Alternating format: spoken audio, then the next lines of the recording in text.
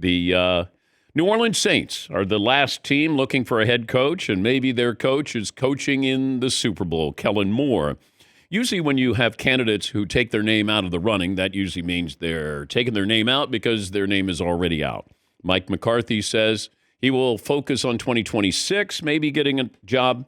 But Cliff Kingsbury, the offensive coordinator for the Commanders, said that he's going to stay with the Commanders. It feels like it's Kellen Moore's job. I don't know if there's any other candidates. Kellen Moore can go to New Orleans and stay in New Orleans after the Super Bowl.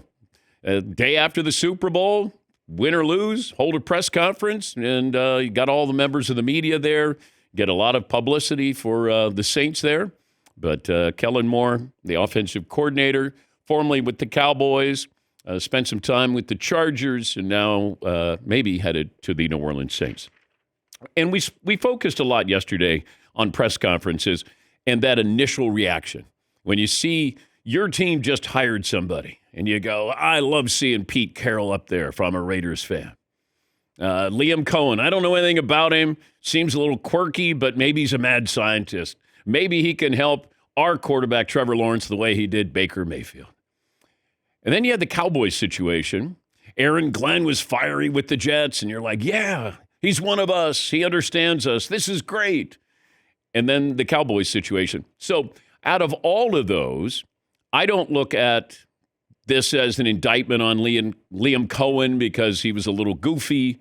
Aaron Glenn, fiery. We've seen Dan Campbell when he was fiery. Remember Nick Sirianni? He stumbled all through his press conference. We've had these moments like you want to win the press conference. And Pete Carroll's going to win a press conference.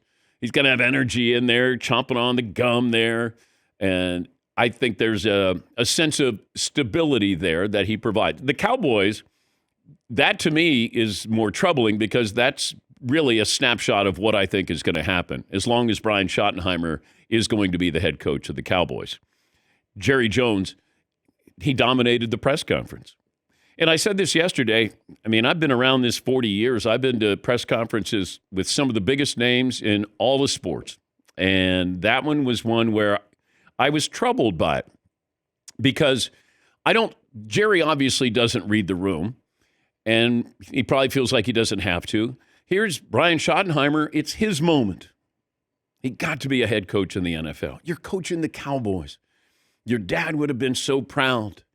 He gets emotional. And then Jerry comes in and has to talk about his dad, and then he gets emotional. And I just felt bad for Brian Schottenheimer because I think we're going to look at him through that lens that is, yeah, but Jerry's still the GM and the head coach there. He just is. And that, to me, felt like, get used to this. Aaron Glenn, I liked it. I mean, come on in. Let's go. I mean, you're going to be aggressive. You're going to be taking names, getting receipts. Great. I love it. Liam Cohen, still, it was awkward, but it was entertaining. I don't know if he's likable because there's still wait a minute, were you supposed to be going back to Tampa and then you got on a plane and, hopefully your son's healthy? Like, that to me was just a little bit of a mess there. But, you move past. If you win, you move past all these things. And certainly that opening press conference where we tend to put a little too much credibility on that or, oh, my God, did you see our coach? I just want to know, can you coach? Maybe you can't deal with the media. Can you coach? That's really the most important. You can be charismatic as hell going to those press conferences. If your team's not any good, you won't be charismatic too long in front of the media. Yes, Paul? I went back and looked, and you're right. The Sirianni reviews after his press conferences were not good. And a lot of it, they said, we don't know a lot about these assistant coaches. They don't do interviews. So sometimes, at least America, it's the first time you see them. And Sirianni got roughed up. Dan Campbell was mixed reviews. Some people liked his and some people said, well, is this guy a coach or just a motivator? I think we were laughing at and with, maybe. It was, oh, gosh, did you see that? And we're thinking, well, the Lions, it's the Lions, biting kneecaps. But, hey, they made him Super Bowl contenders. So nobody's laughing at him now. And Aaron Glenn came in there. He was on the staff with Dan Campbell and probably thought, hey, that's how he coaches. I can coach the same way, and I can have success with the Jets.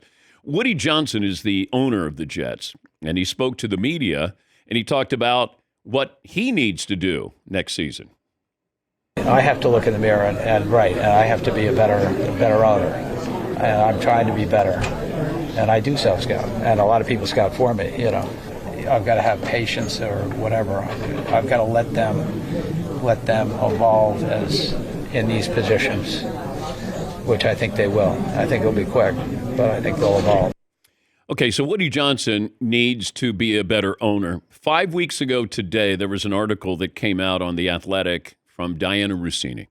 This is a deep dive on the Jets and just how messed up they are.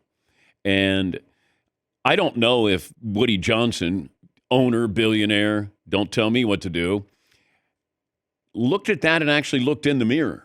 Because I would have said to him, if he said, hey, I got to look in the mirror and be a better owner, what is it that you did before that you need to improve upon, Woody? Because he really needs to let people do their jobs.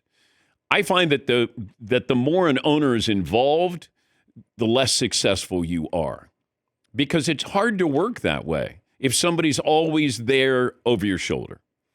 I mean, even with the Danettes, the guys that I have in the back room, you got to let them do their job. And if they make a mistake, then, you correct them and then you hope that it doesn't happen again. But if you're always there, if you're omnipresent, you just can't let somebody be themselves. And I think that is the problem sometimes, certainly with the Cowboys, with the Jets. I mean, Woody Johnson, his sons are involved in decisions.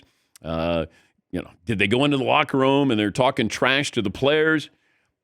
5 weeks ago today, that article came out. And maybe Woody Johnson says, let me take a step back. I think that would be beneficial for the Jets. Mark Davis is the owner of the Raiders, and he talked about the impact of Tom Brady. Bringing in Tom Brady was bringing in somebody that was on the football side that I had been lacking having here at the organization.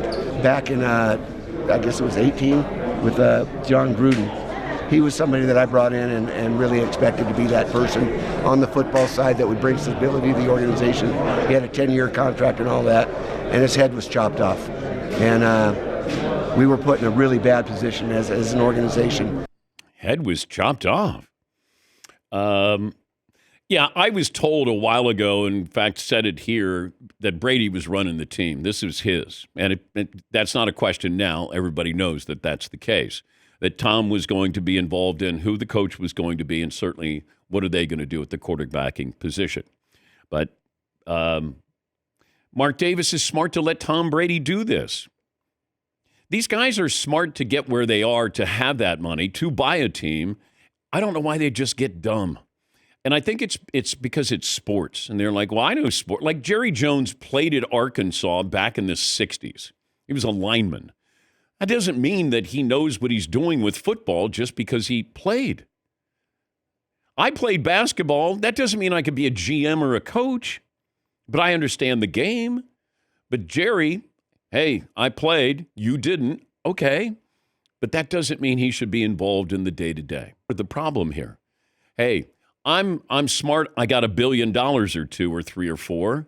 Therefore, I guess I can be smart in football as well. It's different. It's so different than I'm running a business. This is a different monster that you're trying to run. Yeah, Pauline. I've always had a theory. I mentioned to you before. There's a lot of billionaires in our country, but I think a lot of billionaires still would love to be famous and known for what they do. Yeah. And I think a lot of them, that's why they buy teams. Of course, it's a great investment. It's the best investment. But there's some, I don't know if Mark Cuban, that was part of his plan, but it worked, or just by default.